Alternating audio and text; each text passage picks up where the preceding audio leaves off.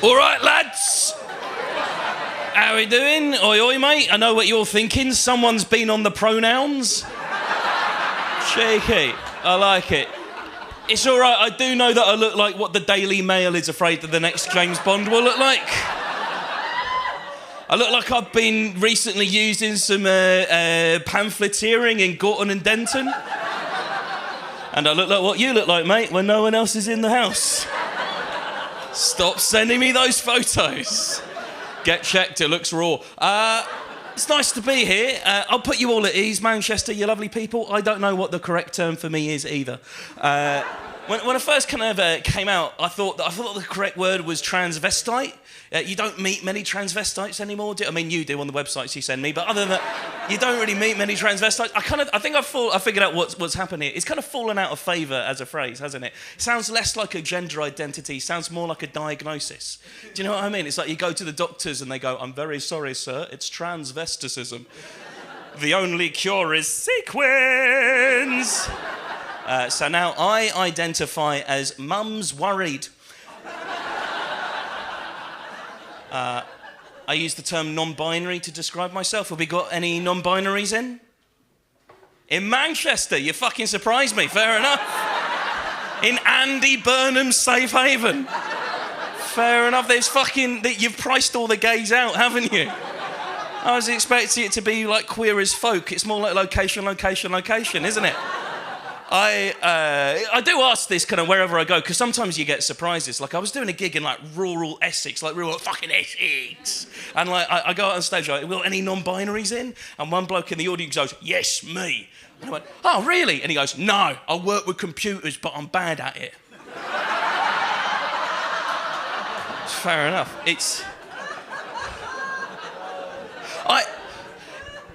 Gender can be tricky. I know that like non-binary identity sometimes is a bit confusing, but like, look, like many people in my boat, I really don't care if you get the words wrong. I really don't. Like the words don't matter to me. What matters is the intention. Like meet me with an open heart, open mind. Meet me around the corner in about 15 minutes. But that's all I ask. The one thing I ask, right, lads, if you get it wrong, just get it wrong enough that I get some material out of it, okay? Because that's the good stuff. Like, I was doing this gig the other day, and this bloke, God love him, he tried. He really did. He made an honest stab of it. He went, "It's nice what you're doing up there, mate. It's drag. I suppose you call that? Is that drag?" And I went, "Not really, mate. I was doing stand-up comedy there, actually, for 20 minutes. Thanks for noticing. Have a lovely night." And he went, no, it's drag, you're up there, you got a bit of this, you got a bit of that, you got a bit of that, it's drag, isn't it? It's drag.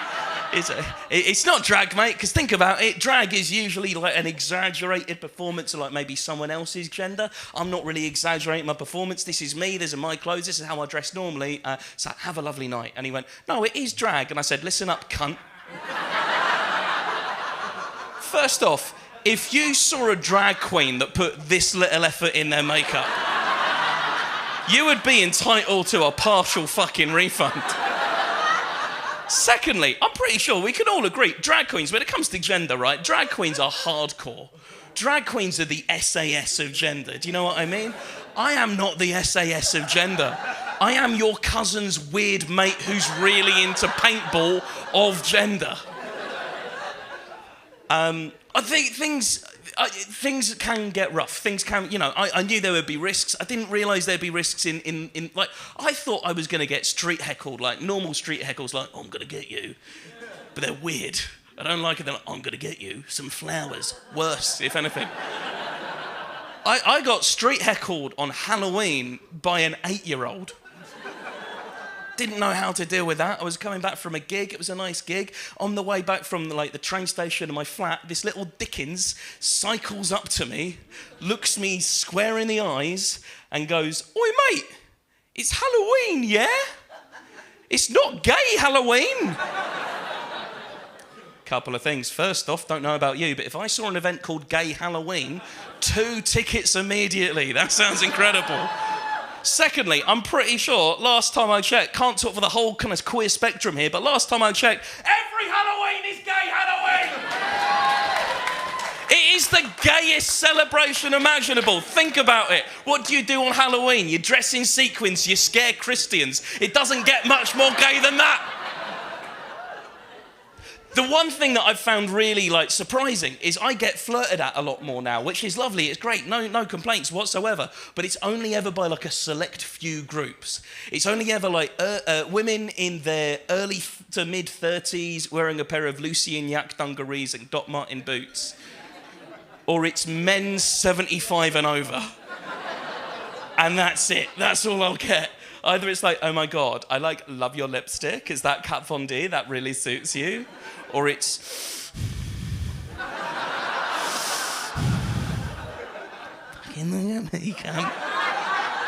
You smell like my wife. I like it. You guys are fantastic. I did get asked recently, is there any advice you'd give to new kind of queer people? By which I mean newly out of the closet queer people, not babies. don't go to maternity units going, that baby looks gay. But I got asked, is there anything you would, any advice? And it's as it happens, yes. The one bit of advice is, lads, fellas, the boys, if you ever find yourself at Newport, South Wales bus station at about midnight, dressed like this on a Saturday, and it's kick-out time at the pubs and the local rugby team has lost, and a bunch of lads see you and point at you and start chanting, what the fucking hell is that? What the fucking hell is that? They are not expecting an answer. Turns out they were fundamentally disinterested in a hearty debate about the nature of gender, identity, and the politics of the self in the 21st century. You guys are phenomenal. You really are. I don't want to give you jokes. I just want to hand wrap you all gifts. Are you guys up for a bit of game time? Yeah, game time. Usually people join in. Fuck me, fair enough. I say game, you say time. Game! Game! Game time! Tomorrow and tomorrow creeps in this petty pace from day to day to the last syllable of recorded time. And all our yesterdays have lighted fools the way to dusty death. Out, brief candle. Life's but a walking shadow, a poor player that struts and frets his hour upon the stage and then is heard no more. It is a tale told by an idiot, full of sound and fury, signifying nothing.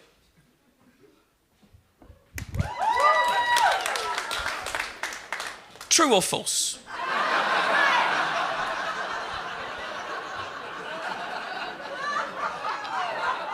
Glad you went for that one.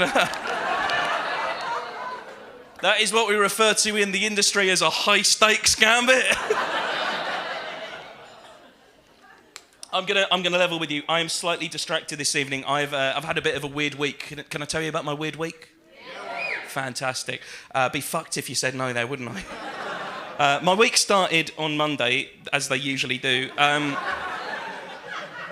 passed my driving test. Pretty good. It was only my theory. Put it back in your pants. Has anyone here done their driving theory test recently?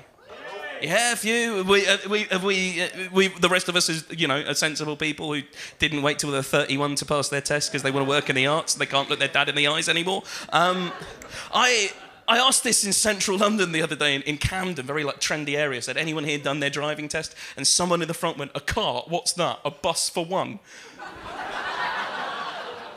The UK driving theory test has gone weird. It's gone a bit weird. It's gone a bit mental because 50% of the questions are a doddle. You can do them in your sleep. They're easy. They're things like you are driving down a road at 20 miles per hour. Do you A, continue to drive in a safe fashion? B, crash the fucking car? C, shit yourself? Or D, wank it off, son? That's 50% of the questions. But the other 50%, total opposite. They're things like you're driving down a road at 30 miles per hour, but you were not driving a car, you were driving a T-34 tank. The year is 1943, and this is the Battle of Stalingrad. Comrade, you have one shell left in your tank, and it has the Führer's name on it, and today is the day, Comrade Legasov, that you will win this war. With this act of bravery, you will win the Medal of Lenin First Class.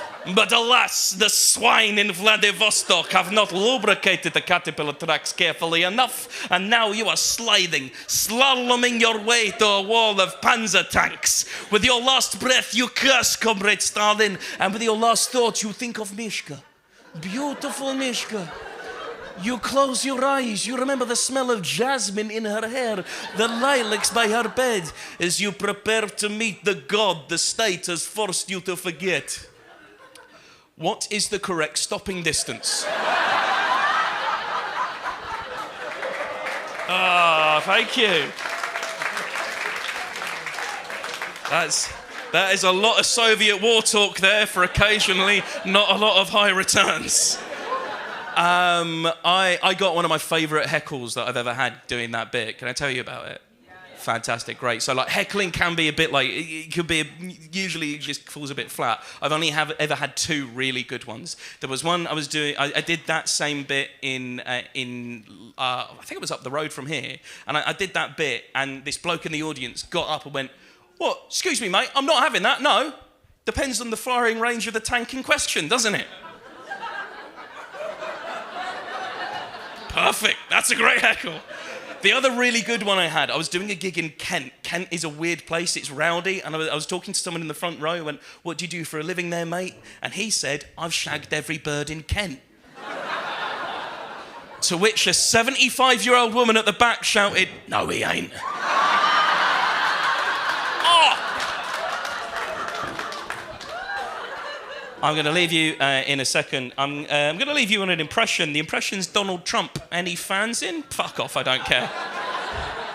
I'll be honest with you. A lot of comedians, we were kind of split when the election results came in, because like 50% of me was like, "Oh no, this is bad, boo." Then the other 50% of me was like, "Hooray, I've got an impression I can use for another 4 years." Which is great, because I hate learning new stuff. It's true, I've got Nixon material that's still good. It's great doing Nixon material. You could do him doing anything. It's doing crowd work. It's easy. It's like, "What do you do for a living?" "I already know. I'm listening into your phone calls." There we go. That's a Watergate joke there. Not going to find them this side of the Mersey on a Thursday. So I'm going to leave you on an impression. I'm going to do Donald Trump doing the last monologue from Blade Runner. Have we seen Blade Runner? Yeah, fantastic, excellent, good stuff. You got the reading list we sent. I'm not going to make a political point. I think he's a bit of a silly cunt. Just thought, yeah. I'll level with you. I'd rather be up here, doing Bernie Sanders reading the tube map. Cork Fosters. Be that for 20 minutes, really. There we go. It's Donald Trump doing Blade Runner. The actor prepares. 3 years at RADA for this, can you imagine? I'm joking, it was 1 year at Central, it still counts.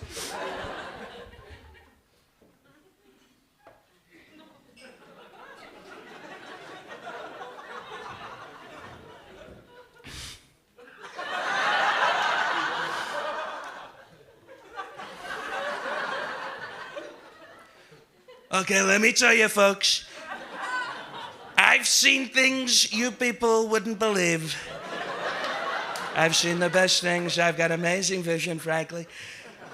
I've seen attack ships on fire at the shoulder of Orion. Orion's a great guy. He's got amazing shoulders. We don't make good attack ships anymore. It's true, we don't. They're all made in China. I've seen C-beams glisten at the Tannhauser Gate. It's a great gate. It's a fantastic gate. You're going to love your gate. You're going to be so proud of your gate. We're going to build the gate, and Harrison Ford is going to pay for it.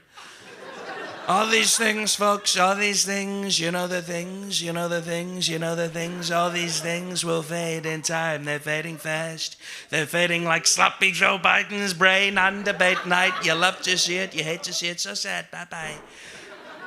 All these things will fade in time. They're gonna fade.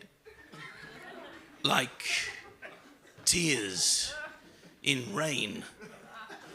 Time to die. Sad. Thank you very much. I hope you enjoyed it. Have a lovely night.